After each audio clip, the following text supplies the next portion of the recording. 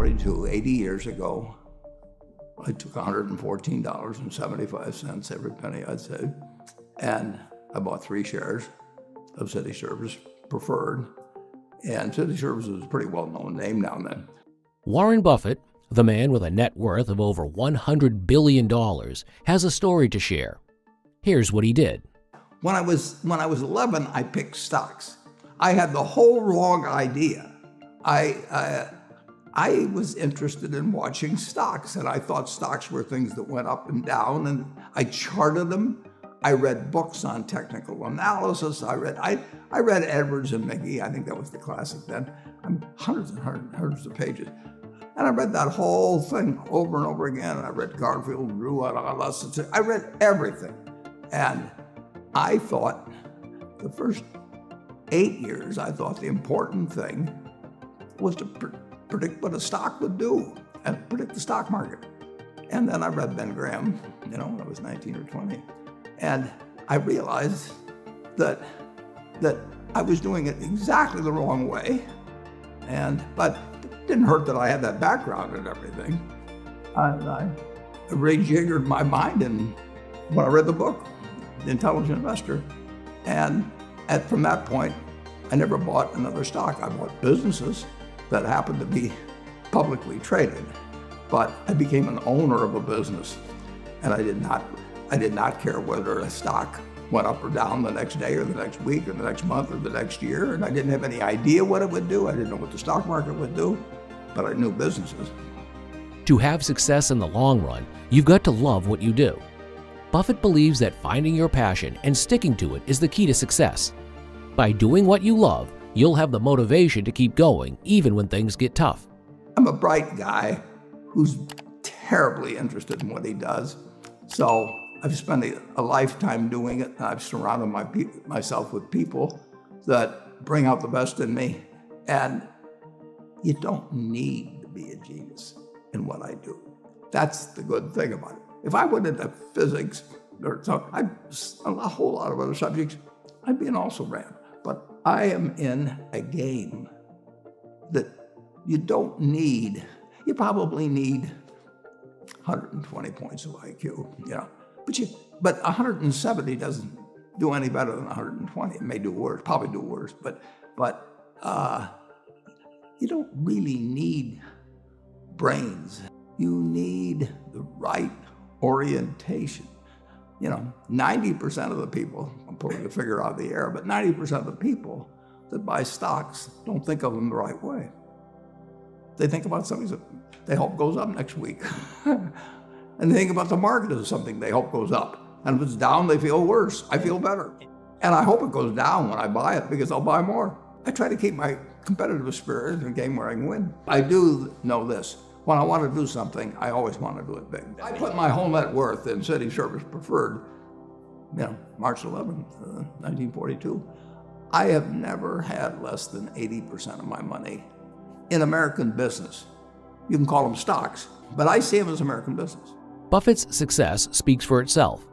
By investing in strong, stable businesses over the long term, he became one of the richest people in the world. I've owned a piece of American business for at least 80% at all times. And, I don't want to own anything else. I want to own a home and things my family wants and all that. But owning 5 homes doesn't mean anything to me because I can be happy in one home, and there's a certain amount of things that go wrong with everything. And if I got 2 homes, I know I've got more problems and I don't have more happiness. I would have to honestly say that what makes me happiest is what I'm doing. I enjoy 2 things about it.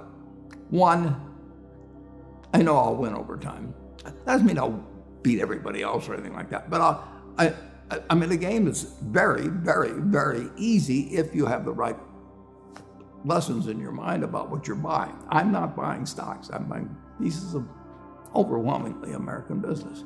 And I'm happy when that's when I'm doing it. I'm happy when stocks are going down. I'm happier when stocks are going down because I can buy more of them with the same amount of money.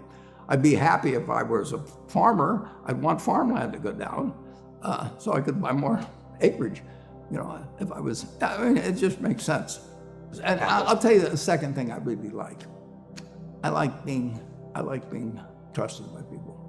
And, I would rather do what I do with partners than do it sitting in a room myself, even though I might make more money that way. I need to know that I think that Berkshire Hathaway is going to be worth more money someday down the road. Not tomorrow. I want it to go down if I'm buying something.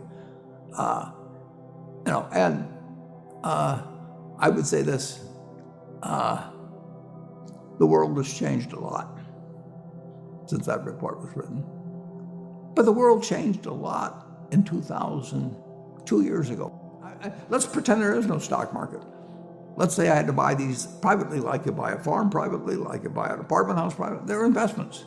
So you're looking to say, what can I do with money I've saved to put it away so I feel good about getting it back later under any circumstances, but not necessarily on a given moment. But if I have a farm, it's going to take me a while. But people would be so much better if they actually didn't have a stock market in terms of buying businesses. But, and when you're buying businesses, don't call them stocks. When you're buying businesses, when you're buying apartment houses, sometimes when you're buying raw land, all kinds of things. There's times when you get a chance to act and do something really intelligent. It may happen once every 10 years, once every 20 years.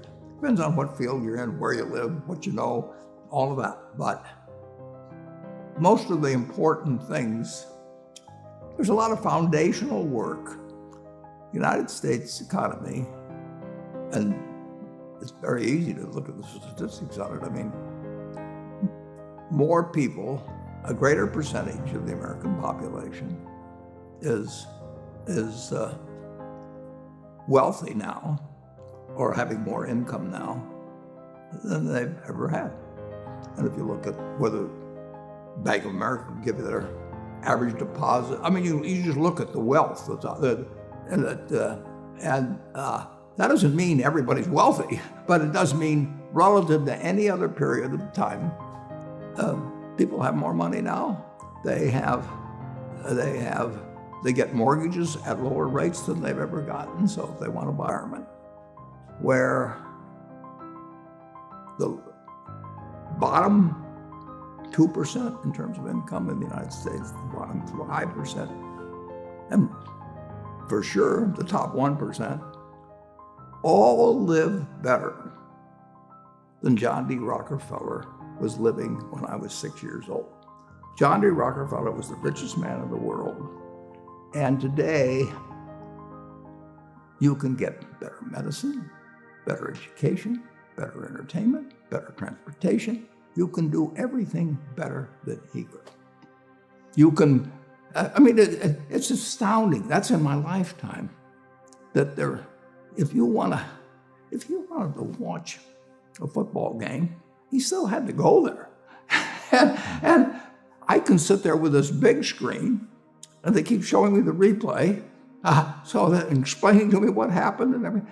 And maybe everybody doesn't have a screen as big as mine, but damn near everybody has a screen or an iPhone or a computer or access to one, and they have access. I mean, when I was born, the dentist didn't use Novocaine. There's no country that's done what our country's done. If you go back 3 of my lifetimes, are looking at less than 1% of the world's population, closer to half of 1%. Half of 1% of the people in the world are sitting in this land. They don't work harder than people in all the rest of the world. I mean, in terms of hours of unpleasant labor, everybody's got hours of unpleasant labor in those days practically. They don't come laden with gold and, they are half of 1%. And they work the same hours, they got the same IQs, They may be a little self-selected in terms of enterprise, in terms of going across oceans and things. And fast forward a couple of lifetimes, and they've got 20% plus of all the bounty in the world. I mean, that is something that has worked like nothing. Just imagine that. If you've gone to anybody, Constitutional Congress, in 1789, if you go to any one of the representatives there, and you said, I want to tell you what this place is going to look like, in 3 more of your lifetimes, your great-great-grandchildren, yeah, are going to be flying in the skies. They're going to be watching sports all over the world. They're going to be entertained. Their medicine. They'd have held you off to a lunatic society. When Thomas Edison did all the things he did, he made some money, but we better. I mean, we're using it. Yeah. It belongs to us, and it doesn't. If you take what an hour of labor delivered to you 100 years ago, and what an hour of labor delivers to you now for you and your family, it's unbelievable.